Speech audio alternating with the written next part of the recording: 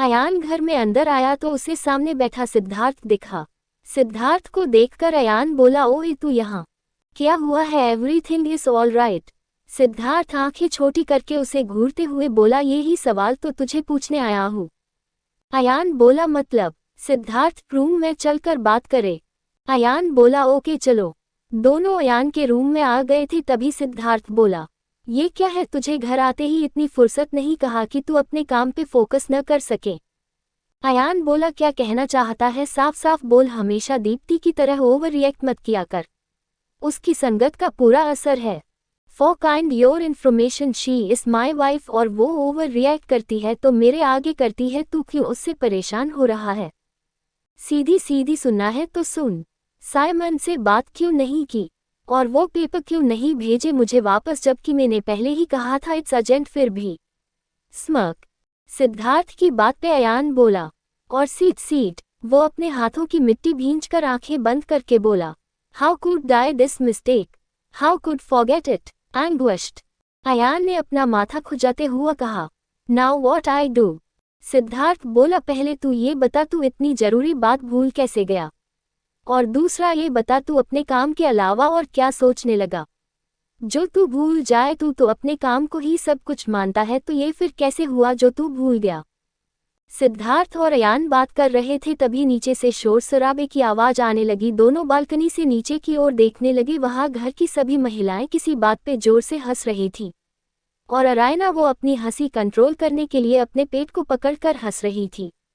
अयान एक बार फिर से, अरायना मैं खो गया था। सिद्धार्थ ने सब लोगों से ध्यान हटाकर वापस अयान से कहा, अरे ओ लूटी हुई रियासत के उजड़े हुए बादशाह, बताएगा भी तुझे हो क्या गया है?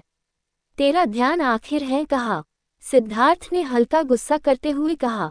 अयान थोड़ा परेशान होकर बोला, कुछ समझ नहीं आ रहा यार, जब से उसको देखा है कुछ भी होश नहीं है, आसपास क्या चल रहा है ध्यान ही नहीं रहता। ऐसा लगता है जैसे कोई अच्छा सपना देख रहा हूँ। आसपास का माहौल बहुत सुकून पहुंचाने वाला लगता है, और जब वो पास होती है तो कुछ याद नहीं रहता। अयान की बात सुनकर सिद्धार्थ की आश्चर्य से आंखें फैल गई। Astonished face, fearful face. वो अयान का हाथ पकड़ते हुए नौटंकी करते हुए बोला, मेरे आका, ये चमत्कार कब हुआ और कैसे हुआ? हम सब तो सालों से इस चमत्कार के होने की आश लगाए बैठे थे। Tears of Joy. और कौन है वो कन्या जिसने आपकी बंजर पड़ी दिल की जमीन पे मूसलाधार बारिश की है? क्योंकि हल्की फुल्की बारिश से तो आपके बंजर पड़े दिल पे कोई असर नहीं होता। तो कौन है वो महान कन्या, हम उसके चरण स्पर्श करना चाहते हैं? एक सिद्धार्थ की नौटंकी पे अयान खींचते हुए बोला, एक तो ये मिस शर्मा, इन्होंने ही मेरा हाल बेहाल करके रखा है, और अब तू और मत मुझे इरिटेट कर। Smile with horns pouting. Miss Sharma means Preeti भाभी की कोई बहन। अयान ने गर्दन हिलाकर नीचे मस्ती कर रही अरायना की कर अगुली कर दी। सिद्धार्थ अगुली की दिशा में देखने लगा तो देखता ही रह गया।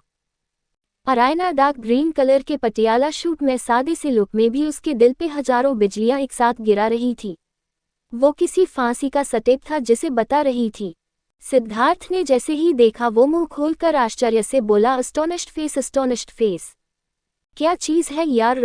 अस्टोनिश्ड फेस। ये तो ऊपर वाले की फुर्सत की कलाकृति कहना ठीक होगा। अस्टोनिश्ड फेस। यार ये पहले क्यों नहीं मिल, मैं डिप्टी को छोड़ इससे शादी कर लेता।